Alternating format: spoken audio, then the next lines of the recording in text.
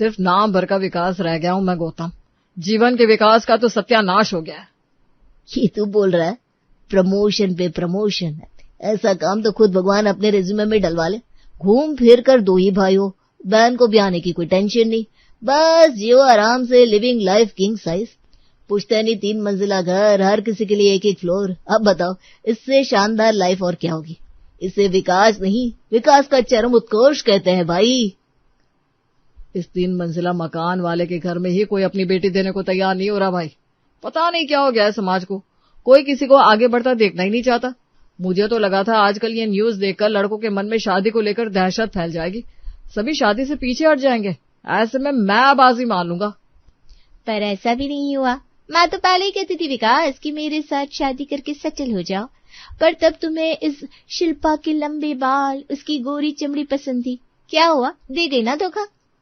इस दुख भरी दास्तान को आगे बढ़ाता हुआ विकास मिली और गौतम के साथ ओपन कैफे के एक टेबल पर जाकर बैठ जाता है और हमेशा की तरह अपना वही रेगुलर ऑर्डर लाने के लिए वेटर से कहता है, ऐसा अच्छा लगता है क्या मिली? वहां तेरे 2 बच्चे हो गए और यहाँ मेरी बीवी की डोली भी नहीं आई मेरे घर। शुक्र मना नहीं आई, जिस दिन बीवी की डोली आ गई ना उस दिन खुशियों का जनाजा निकल जाएगा। ये जान ले, मेरी हालत देखकर भी समझ में नहीं आ रहा क्या तुझे? तभी वेटर मुस्कुराता हुआ कोल्ड ड्रिंक और बर्गर टेबल पर रखते हुए कहता है, ऐसा सबके साथ नहीं होता सर। क्यों भाई, बता तो किसी ऐसे इंसान का नाम जिससे शादी करने के बाद तरक्की मिली हो। क्या मिली जी, नटालिया जी को ही देख लीजिए। ये क्या बदतमीजी है? हमारी बातें चुपके से सुन रहे थे तुम? मेरे हस्बैंड का सरनेम यूज कैसे कर लिया तुमने? और ये मुझे आके क्यों मारी तुमने? अरे मिली दीदी, गौतम भैया आप लोग मुझे पहचान नहीं रहे। मैं दीपक, आपका टकलू दीपक। ये एक आंख मारने की आदत है मुझे बचपन से। 3 महीने में आपसे मुझे भूल गया, बताइए। अरे तू तो पतला सूखा हड्डी हुआ करता था, ये तेरी तोंद कैसे बाहर आ गई? और तेरे टकले पर बाल कैसे आ गए भाई? मैंने तो तुझे पहचाना ही नहीं। ये सब शादी का कमाल है भैया। अब आपका दीपक भी ज्योति के साथ अपने घर को रोशन कर रहा है। ये लो गौतम, सुन लो, इस दीपक को भी लड़की मिल गई और यहाँ मैं कंवारा बैठा हूँ। तैश में आकर विकास उठ खड़ा होता है और कैंटीन से बाहर की ओर बढ़ जाता है। तभी लाल रंग के स्लीवलेस सूट में कैंटीन के आखिर टेबल पर बैठी हुई पारुल अपने होठों को दबाती हुई उसकी ओर देखकर आंख मारती है। नहीं, कोई लड़की मुझे देखकर आंख क्यों मारेगी? शर्माता हुआ विकास यहाँ वहां देखने लगता है। आखिर पहली बार किसी लड़की ने उसे देखकर आंख मारी थी। तभी वो लड़की इछलाती हुई अपनी उंगली विकास की तरफ करते हुए कहती है, हाँ तुम। और फिर एक बार आंख मारती हुई वो लड़की कैफे से बाहर चली जाती है। तभी विकास को रोकने के लिए गौतम उसके पीछे आता है। अरे भाई हो गया ना, इतने नाराज नहीं होते, चल अंदर चल। अरे अब तो तेरा भाई इस कैंटीन में ही रहेगा, अब यही इस कुंवारे की बगिया है। और अगली सुबह ठीक 10 बजे विकास फिर से उस लड़की का दीदार पाने के लिए कैंटीन में पहुंच जाता है, जहां दोनों की दूसरी बार मुलाकात होती है। बस फिर क्या था, शादी को उतावला विकास इस मुलाकात में पारुल में अपनी बीवी देख लेता है और अपने घर पर उससे शादी की बात छेड़ देता है। उस लड़की ने इसे देखकर आंख मारी, फिर तो पक्का उस लड़की में कोई डिफॉल्ट होगा। मैं नहीं मान सकता। हाँ, इसे देखकर चप्पल या जूते मारती तो समझ में भी आता, पर आंख। अभी रहने भी दीजिए ना, आपसे तो ढूंढा नहीं जा रहा था रिश्ता अपने बेटे के लिए। आपको तो शर्म आ रही थी ना कहीं बात चलाने में। 33 साल का हो गया मेरा विकास, भले आधार कार्ड में मैंने 3 साल कम कर दिए हो, पर सच्चाई तो यही है ना, जिस उम्र में इसे तीसरा बच्चा प्लान कर लेना चाहिए, इस उम्र में ये लड़की फाइनल कर रहा है। वाह मम्मी, इंसल्ट करती हो कि तारीफ समझ में नहीं आता। वैसे मेरी उम्र 28 से ऊपर किसी को बताना मत। 28 क्या, तू बोले तो मैं तेरी उम्र 8 साल बता दूं? मुझे तेरे बाप की तरह शर्म नहीं आती, मेरे लिए तू ही इम्पोर्टेंट है। देख बेटा, तुझे लड़की मिल गई, इससे अच्छा मेरे लिए कुछ हो ही नहीं सकता। इसके पहले कि उस लड़की को ये पता चले कि तेरी 3 सगाइयां टूट चुकी है, मैं पंडित जी को बुलवाकर तारीख निकलवा देती हूँ। जितना जल्दी काम हो जाए उतना अच्छा। तभी कंधे पर गुच्ची का 3rd कॉपी स्लिंग बैग टांगे विकास की ताई की बेटी स्वीटी अंदर आती है। OMG, what is this? विकास की शादी की तारीख निकल रही है। कोई 5 स्टार 7 स्टार होटल ही बुक किया है ना चाची, वरना मेरे ससुराल वाले कैसे मैनेज करेंगी? वो सब भी होगा बेटा। हाँ, रहने दो चाची, वो तो इत्तेफाकन ओला वाले की गाड़ी का तेल खत्म हो गया और गाड़ी आपके घर के सामने रुक गई, वरना मुझे तो कभी पता ही नहीं चलता कि मेरे भाई की शादी फिक्स हो गई है। बताओ, इतनी बड़ी बात हो गई और आपने हमें इन्फॉर्म भी नहीं किया। मुझे जरा भी खबर होती मेरे भाई की शादी हो रही है तो मैं इसकी होने वाली बीवी के लिए गुच्ची फ्लोरा का परफ्यूम लेकर आती, वो भी तो देखिए हमारे ठाठ। पर नहीं, आपको तो हमसे सारी बात छुपानी होती है, वही पराये वाली हरकतें। और अगले ही पल सभी रिश्तेदारों के साथ स्वीटी विकास के घर पर धरना दे देती है। आखिर में विकास का रिश्ता लग ही गया। चलो, पूरे बाल झड़ते झड़ते बाप तो बन ही जाएगा तेरा बेटा मनमोहन। जी ताया जी, बस अब जल्दी से शादी हो जाए, 1 महीने के अंदर शादी के लगन शुरू हो जाएंगे। पंडित जी ने बताइए कुछ तिथि अब 5 की। और 5 नवंबर तो मेरे फूफेरे भाई की बेटी की शादी है, मैं तो नहीं आ पाऊंगी। अब मेरे बिना तो बारात नहीं निकलेगी, कोई और तारीख निकलवाइए। वैसे पंडित जी एक 23 तारीख भी कह रहे थे भाभी। नहीं चाची, 23 को मेरे बेटे के स्कूल में फंक्शन है। आप एक काम कीजिए, शादी की डेट ना फैब में रखवा लीजिए। फैब की अभी तक हमारे पास कोई इनविटेशन नहीं आई है, वी आर फ्री। बाकी मैं बुआ जी को फोन कर लेती हूँ, अब उनकी सुविधा भी तो देखनी पड़ेगी ना। स्वीटी लगाती है अपनी बुआ को फोन और शीतल अपनी भाभी से 2 कदम आगे की बात कह देती है। फरवरी में वक्त कहाँ होगा इनके पास। उस वक्त तो मार्केट इतना चढ़ा हुआ रहता है, शादी का सीजन है। भूल गए क्या भैया, आपके जीजा जी का लहंगा का कारोबार है। शादी के सीजन में अपना बिजनेस छोड़कर कैसे आ पाएंगे वो, और उनके बिना मैं तो आने से रही। अब लड़के की इकलौती बुआ शादी में नहीं पहुंची तो लड़की के घर वालों पर क्या इम्प्रेशन पड़ेगा। मैं तो कहती हूँ दिसंबर में रख लो तारीख, 10 दिन के अधिक मास लगेंगे, उस वक्त सब फ्री भी रहेंगे। ये क्या बोल रही है शीतल? अधिक मास में किसी की शादी होती है?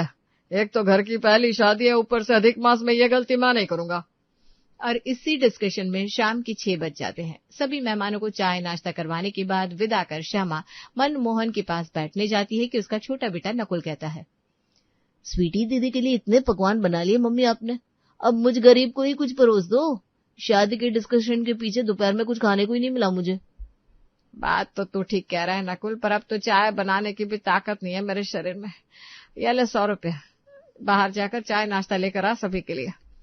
नकुल हलवाई की दुकान से गर्मा गर्म समोसे कचौड़ियां ले रहा था कि तभी पड़ोसन सीता कहती है, हर बार तो कोई ना कोई बहाना बना देती है तेरी माँ कि लड़की में कमी थी इसलिए टूट गई सगाई, ये हो गया तो टूट गई सगाई, वक्त ज्यादा लग गया शादी में इसलिए टूट गई सगाई, अब क्या बहाना दोगे? ये आप क्या कह रही हैं आंटी जी? नहीं मतलब हर बार लड़कियों में कमी निकालते हो ना तुम लोग, इस बार पता चल जाएगा किस में कमी है। अब 4 बार रिश्ता टूटा हो जिस लड़की का, उसमें तो कमी होगी ही। अब मेरा नाश्ता पैक हो गया आंटी, मैं निकलता हूँ। हड़बड़ाया हुआ नकुल अपने घर पहुंचता है। ये बात इतनी जल्दी बाहर कैसे चली गई मम्मी? जरूर तुमने ही ढिंडोरा पिटा होगा, भैया को लड़की मिल गई है। उल्लू की तरह आंख जमाए बैठा है सब, देख लेना कोई ना कोई पारुल भाभी के परिवार वालों के कान भर देगा हमेशा की तरह, और तुम्हारा होता होता रिश्ता कट जाएगा हमेशा की तरह। मैं ऐसा होने ही नहीं दूंगी, ऐसा नहीं हो सकता। अब मुहूर्त की और बाकी सभी की सहूलियत की देखते रहेंगे तो हो गया मेरे बेटे का रिश्ता। हफ्ते भर में शादी करके नक्की कर देते हैं, ज्यादा वक्त ही नहीं रहेगा लड़की वालों के पास, तो कोई कैसे ही कान भर पाएगा उनके। और एक बार शादी हो गई फिर जिसको जो कहना है कहते हैं, हम तो सही है। 1 हफ्ते में अक्टूबर का महीना है, इस महीने में कहाँ कोई शादी का मुहूर्त रहता है। ऐसा कभी भी शादी कर दे क्या अपने लड़के की? देख सुनकर कुंडली मिलाकर जब रिश्ता किया तब तो टूट गया, और बिना देखे करेंगे तो कौन सा रह जाएगा। मुझे तो लग रहा है मुझे सगाई नहीं जचती पापा। जब भी सगाई की तैयारी हुई है मेरा रिश्ता टूटा ही है। मम्मी ठीक कह रही है, इस बार जल्द से जल्द शादी कर लेता हूँ। और कौन सा सभी मुहूर्त और कुंडली देखकर शादी करते हैं? विदेश में लोगों की शादी टिकती है कि नहीं? मैं तो अब 7 दिन के अंदर ही शादी करूंगा मेरी पारुल से। एक के बाद एक श्यामा सभी रिश्तेदारों को फोन लगाना शुरू करती है। क्या नवरात्रि गई है, दिवाली आने वाली है, इस बीच कौन आएगा शादी अटेंड करने श्यामा? वही तो मैं चाहती हूँ कोई ना आए। मेरा मतलब है लड़की वालों ने जिद पकड़ ली है कि हफ्ते भर के अंदर ही शादी करनी पड़ेगी। वो क्या है ना, लड़की की परनानी 105 पर अटकी हुई है, कभी भी विकेट गिर सकती है उनकी। क्या दिवाली में साफ सफाई करें, आपके घर आए भाभी, हम शादी अटेंड करने क्या करें? अरे तो मत आना। मेरा मतलब है भतीजे की शादी के लिए थोड़ा तो बुआ को भी मेहनत करनी पड़ेगी ना, इसी बहाने दिवाली पर पूरा परिवार एक साथ हो जाएगा। श्यामा, विकास, नकुल और मनमोहन मिलकर सभी रिश्तेदारों को शादी पर आने का न्योता देना शुरू करते हैं। ऐसे वक्त में शादी फिक्स हुई है कि कोई आने को तैयार ही नहीं हो रहा मम्मी। अरे ये तो और अच्छा हुआ, इसी बहाने हमारा खर्चा बच जाएगा और शादी में होने वाले किसी भी तरह के ड्रामे का चांसेस भी कम हो जाएगा। जितने ज्यादा लोग उतनी ज्यादा बातें, उतनी बुरी नजरें। तुम तो शादी की तैयारियां शुरू कर दो मम्मी। अक्टूबर का महीना, ऊपर से दिवाली सर पर और बीच में विकास की शादी। ऐसा लग रहा था जैसे भगवान ने टाइम टेबल गड़बड़ा दिया हो। लगन तो नवंबर में डालो कहने वाले सब अब भीड़ में फंसे थे। अरे विकास बेटा, ये क्या भीड़ है? लगता है सबको आज ही शादी करनी है क्या? मम्मी, सबको शादी नहीं करनी, बस मेरी हो रही है। बाकियों को तो शॉपिंग करनी है दिवाली की। अरे ये शादी अक्टूबर में ही करनी थी, नवंबर में कर लेते तो आराम से सब होता। अरे आप भूल गए पंडित जी ने क्या बोला था? शुभ मुहूर्त तभी है जब बच्चे राजी हो तो है।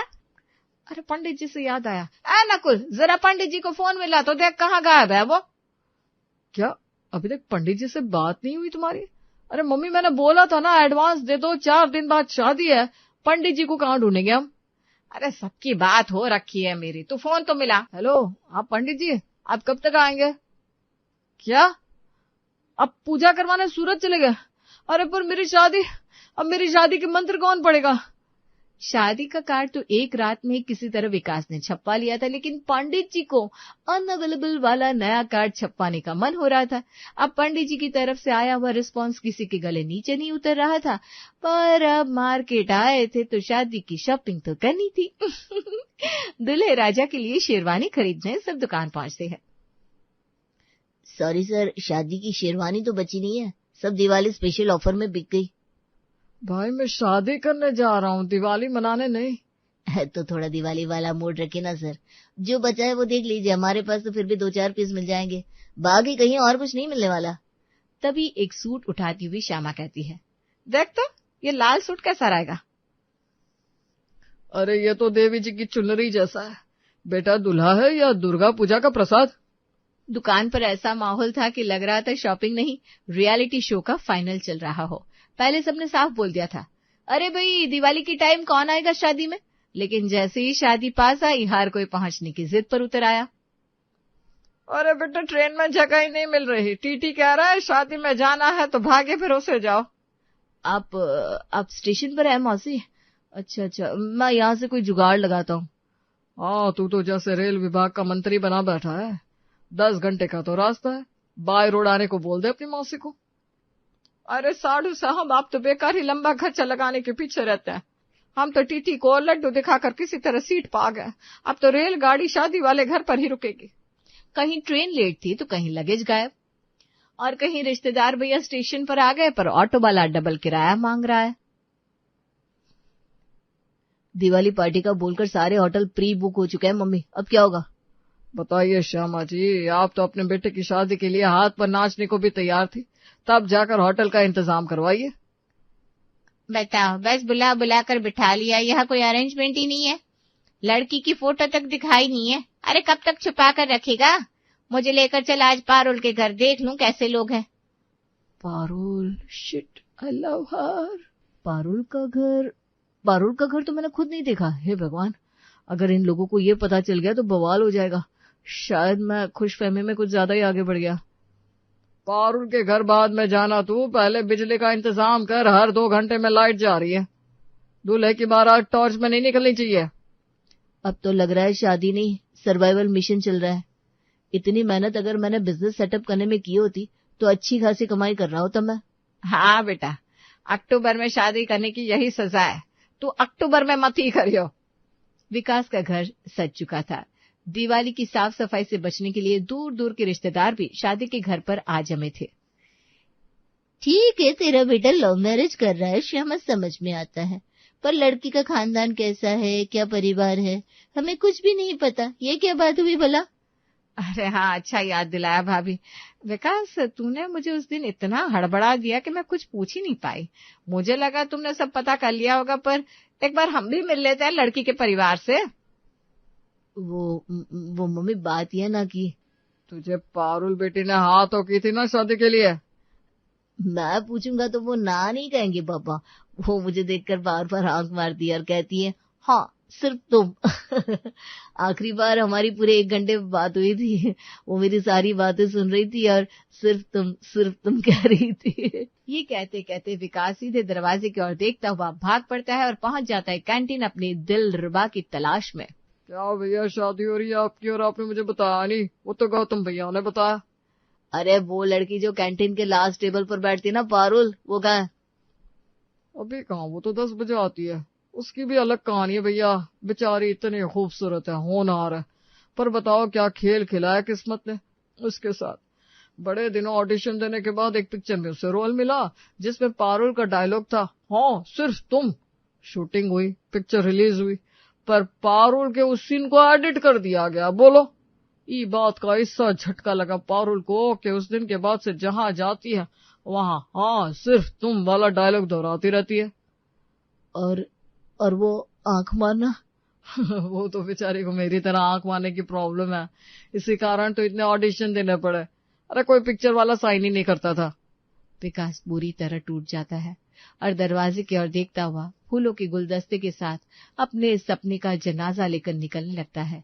तभी पारुल का दुपट्टा हवा के झोंके से उड़कर उसके चेहरे को ढक देता है। मूवी में तो नहीं, पर तुम्हारे वीडियो बनाकर इंस्टाग्राम पर अपलोड कर सकता हूँ। मैं सभी को शेयर करने को कहूंगा, हो सकता है तुम वायरल हो जाओ। पारुल, मैं तुमसे शादी करना चाहता हूँ, सारी तैयारियां भी हो गई है, बस तुम्हारे हाँ का इंतजार है। इस बार सिर्फ तुम वाला डायलॉग मत रखना, मुझे अच्छी स्क्रिप्ट चाहिए होगी। और विकास को फाइनली उसकी लाइफ पार्टनर मिल ही जाती है और अक्टूबर के महीने में ये अजब गजब शादी पूरी हो जाती है। चिराग जल्दी उठो उठो और वैभव को तैयार कर दो स्कूल के लिए, नहीं तो बस निकल जाएगी। तुम कर दो ना अंजलि, मुझे बहुत नींद आ रही है। मैं किचन में नाश्ता बना रही हूँ और टिफिन भी पैक करना है मुझे। तुम उठो ना, वरना ऑफिस के लिए भी लेट हो जाओगे। अच्छा ठीक है, वैभव उठ जाओ यार, बेटा ऑफिस के लिए देर हो रही है। पापा मैं तो स्कूल में हूँ। हाँ जानता हूँ, मुझे देर हो रही है ना, अगर बस निकल गई तो मुझे ही छोड़ना पड़ेगा तुम्हें स्कूल। अरे मैंने तो कितनी बार कहा है कि मैं अकेले जा सकता हूँ, आप लोग ही मुझे जाने नहीं देते। हाँ बिल्कुल, किसी दिन तुम्हें अकेले भेजूँ और कोई उठाकर लेकर चला जाए। तुम्हारी माँ मुझे घर में भी नहीं घुसने देगी जब तक वापस नहीं लाऊंगा तुम्हें। पापा अब कौन है किडनैप करेगा मुझे? आपकी किसी से दुश्मनी है क्या? तुम्हारी माँ है ना मेरी दुश्मन। मुझे सब साफ साफ सुनाई दे रहा है। पापा बेटे में क्या बातें हो रही हैं? बाहर आओ, जल्दी नाश्ता करो सब लोग। पता है मम्मा, पापा आपको दुश्मन बोल रहे थे। हाँ दुश्मन तो बोलूंगा ही ना, ये देखो आज फिर ब्रेड बटर बना दिया। तुम तो ऐसे बोल रहे हो जैसे मैं रोज ब्रेड बटर खिला रही हूँ। कल तो सैंडविच था ना। हाँ वही ब्रेड ब्रेड ब्रेड, जहाँ देखो ब्रेड ही ब्रेड है। तो क्या हुआ पापा, मम्मा अच्छी सैंडविच बनाती हैं। हाँ वो तो है, लेकिन रोज ही ब्रेड। अच्छा ठीक है, कल कुछ और बना दूंगी। मम्मा लंच बॉक्स में क्या दिया है आपने? अब पूछो मत क्या दिया है। समझ गया, वही रोटी और वही सब्जी। अरे यार मम्मा, इससे अच्छा तो आप सैंडविच ही बना देती।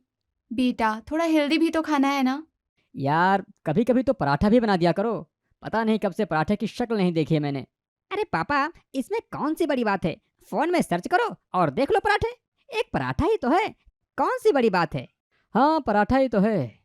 कहते कहते चिराग अपने बचपन के दिनों में खो गया।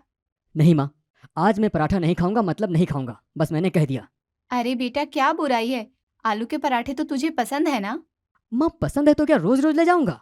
स्कूल में कोई भी नहीं लेकर आता है रोजाना पराठे। अरे देखा ना कैसे मक्खन लगाया हुआ है मैंने तेरे लिए। माँ सारी प्रॉब्लम ही मक्खन की है, मैं मक्खन खा खा कर मोटा हो जाऊंगा। कोई मोटा वोटा नहीं होगा, यही उम्र है खाने की और शरीर बनाने की। आज आलू का पराठा खा ले, कल फिर गोभी का बना दूंगी। अरे यार माँ, पराठा पराठा पराठा, हर वक्त पराठा। चिराग चिराग कहाँ खो गए? टाइम हो रहा है। टाइम हो गया क्या? हाँ मैं ऑफिस के लिए निकल रही हूँ, घर लॉक कर देना और वैभव को स्कूल बस में बिठा देना। ठीक है बाय, ध्यान से जाना। अंजलि ऑफिस के लिए निकल गई और चिराग भी वैभव को छोड़कर अपने ऑफिस चला गया। ऑफिस में भी चिराग का मन नहीं लग रहा था। लंच टाइम में उसका दोस्त रवि उसके पास आया। क्या हुआ भाई, कहाँ खोए खोए से लग रहे हो? बॉस ने डांटा क्या? नहीं यार, बॉस क्या ही कहेंगे, दिन रात उनके लिए ही तो घिसा जा रहा हूँ। हाँ वो तो है, लेकिन फिर क्या हुआ तुम्हें? और लंच नहीं करना क्या? लंच तो करना है यार, पर मन नहीं है। मन क्यों नहीं है? ऐसे ही आज अचानक से माँ की बहुत याद आ रही है। अरे तो माँ से बात कर लेना तू, उनको कुछ कहूँगा तो परेशान हो जाएंगी और अगले ही दिन यहाँ आ जाएंगी। तो तू छोड़ ये सब और मेरे साथ लंच करने चल। आज मैं मस्त आलू के पराठे लेकर आया हूँ। अरे वाह, तो चल फिर। चिराग और रवि साथ में लंच करते हैं और इतने दिनों बाद पराठे का स्वाद लेकर उसे बहुत अच्छा लगता है। शाम के वक्त वो अपने घर आता है। आ गए आप? कैसा रहा दिन आपका? अच्छा रहा, तुम बताओ। मैं क्या बताऊं, एक के बाद एक मीटिंग करके तो मेरी हालत खराब हो गई। आइए जल्दी से खाना खा लीजिए, फिर वैभव का होमवर्क भी करवाना है मुझे। ठीक है। चिराग और वैभव साथ में खाना खाने बैठते हैं। अंजलि किचन में रोटियां बना रही थी। अंजलि यार, तुम इस सब्जी के साथ पराठा ही बना लेती। चिराग, पराठा बनाने में बहुत टाइम जाता है और इतना टाइम नहीं है मेरे पास, मुझे ऑफिस का भी काम करना है। ठीक है, और बताओ वैभव, स्कूल में क्या हुआ तुम्हारे आज? मम्मा, स्कूल वालों ने लंच बॉक्स के लिए रूल्स चेंज कर दिए हैं। रूल चेंज कर दिए हैं? ऐसा क्या कर दिया है? अब हर दिन अलग अलग चीज ले जानी होंगी। हर दिन अलग अलग चीज? तुमने उनसे कहा नहीं कि तुम्हारी मम्मा को तो रोटी सब्जी के अलावा कुछ और बनाना आता ही नहीं? ऐसा नहीं होता है पापा। अब तो मंडे को पोहा, ट्यूसडे को इडली और वेंसडे को पराठा, कोई सा भी। क्या बोला? कौन सा पराठा? कोई सा भी पराठा मम्मा। अरे यार, ये बाकी सब तो सिंपल है थोड़ा, लेकिन पराठा। चिराग, देखो ना, कोई और स्कूल हो जिसमें कोई भी लंच ला सकते हो। हम अपने बेटे वैभव को वहीं पढ़ाएंगे। अरे, अब 20 सेशन में स्कूल कैसे बदलूं? लेकिन पराठे को सुनकर तुम्हें क्या हुआ? कहीं ऐसा तो नहीं कि तुम्हें पराठा बनाना आता ही नहीं? किसने कहा मुझे बनाना नहीं आता? बहुत अच्छे से आता है। ठीक है, तो कल बनाओ ना। वैसे भी तो कल वेंसडे है। देखो चिराग, मैं बहुत जल्दी उठकर कुछ नहीं करने वाली, तुम भी मेरी मदद करोगे, समझे? हाँ हाँ, कर दूंगा। तुम अभी आलू उबाल कर रख लो, मैं सुबह मसाला बना दूंगा। ये ठीक रहेगा। इसका मतलब पापा, कल पराठा खाने का दिन है, वो भी मम्मा के हाथ का। हाँ हाँ, आलू अभी उबाल कर रख देती हूँ, सुबह बस पराठा बनाने का ही काम बचेगा। अंजलि टाइम बचाने के लिए आलू उबाल कर रख देती है और अगली सुबह किचन से ही वो चिराग को आवाज देती है। चिराग, चिराग, तुमने कहा था यार तुम मेरी हेल्प करोगे, अब जल्दी आओ और पराठे बनाने में मेरी हेल्प करो। पराठा? अरे हाँ, आज तो पराठे का दिन है। पापा, जल्दी से उठो और मम्मा की हेल्प करो। जा रहा हूँ। अब तुम भी अपनी मम्मा की तरह मुझे डांटने मत लग जाना। चिराग तैयार होकर किचन में आता है और किचन में देखकर चौंक जाता है।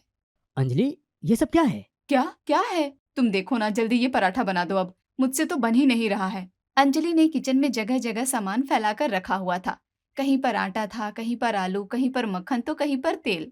इसका मतलब तुम्हें सच में पराठा बनाना नहीं आता? मुझे आता है, लेकिन ये आलू का पराठा थोड़ा मुश्किल है ना, तुम ट्राई करो ना।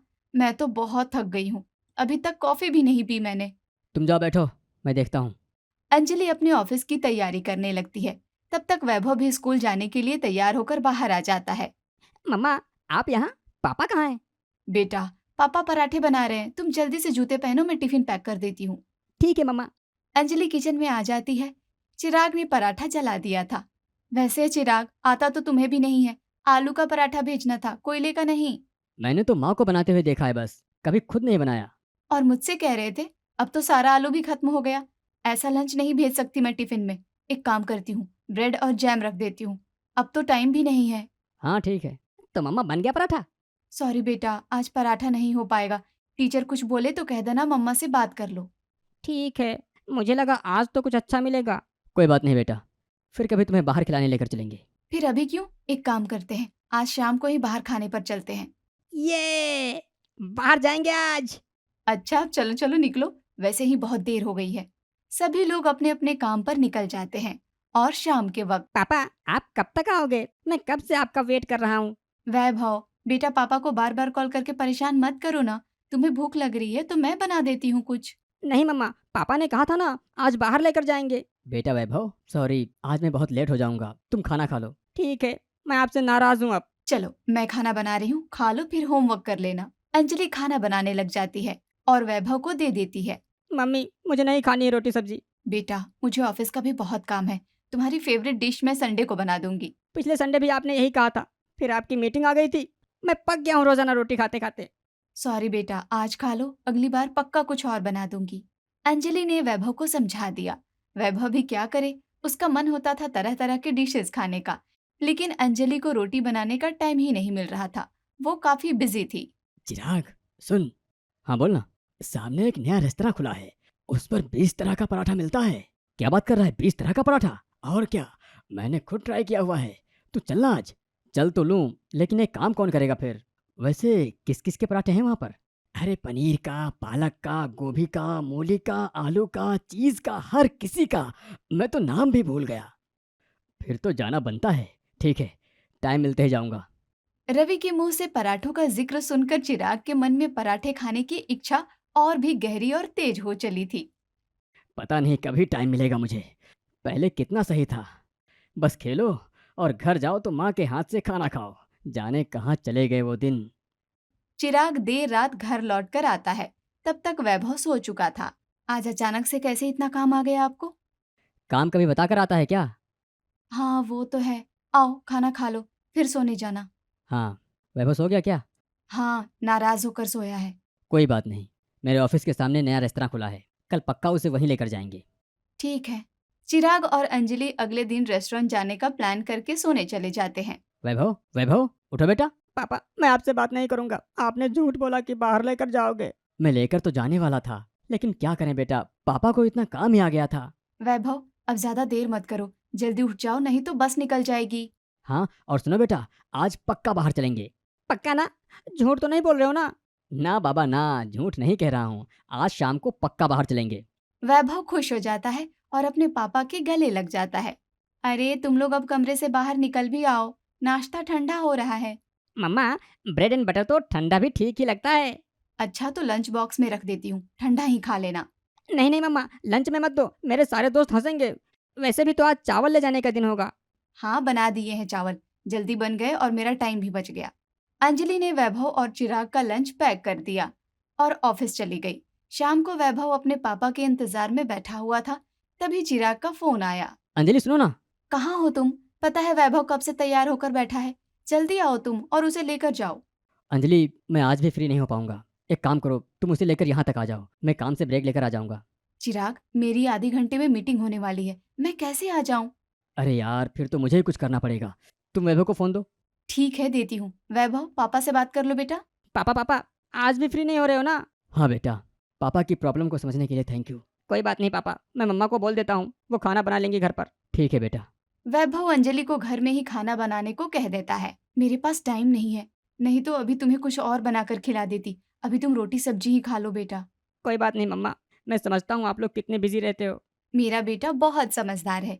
ये लो, अब जल्दी से आ करो। वैभव अंजलि को खाना खिलाकर अपनी मीटिंग में लग जाती है और इधर रवि चिराग के पास आता है।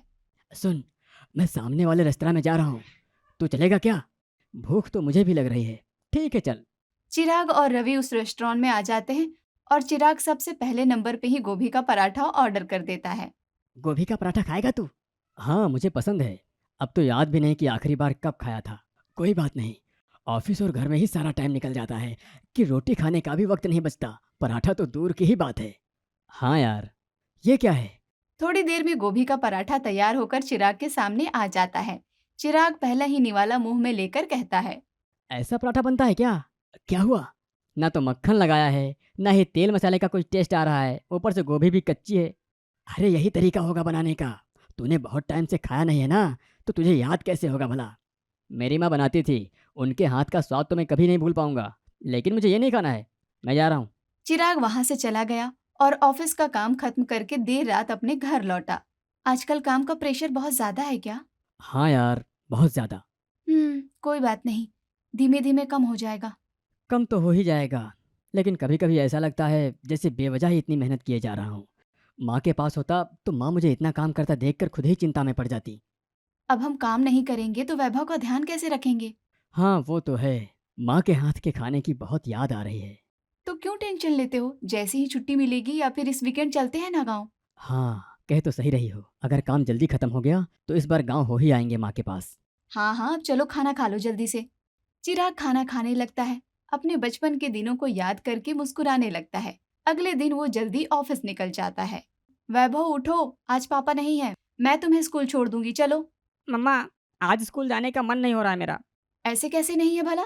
स्कूल तो जाना ही पड़ेगा बेटा। यार, एक दिन भी आराम से घर पर नहीं रह सकता मैं। घर में कुछ उल्टा सीधा करो, इससे अच्छा तुम स्कूल जाओ। हाँ, तो घर में मैं कौन सा पराठे बनाने का ट्राई करूंगा? ये पराठे? अब चलो उठो, तुम बाहर से पैक करवा दूंगी पराठे। अंजलि वैभव को उठाकर तैयार करती है और उसके लंच बॉक्स में पराठे पैक कर देती है। मम्मा, स्कूल की तरफ से आया रूल एक दिन भी फॉलो नहीं किया आपने। नेक्स्ट वीक से पक्का करूंगी। ठीक है। अंजलि ने वैभव को बस में बिठाया और खुद भी अपने ऑफिस के लिए निकल गई। शाम को जब वो घर आई तो घर पर उसकी सास आई हुई थी। अरे मम्मी जी, आप कब आई? बस आज दोपहर में ही। अच्छा हुआ आप आ गई। आने में कोई प्रॉब्लम तो नहीं हुई ना आपको? मुझे क्या परेशानी होगी भला, चाबी तो थी ही मेरे पास।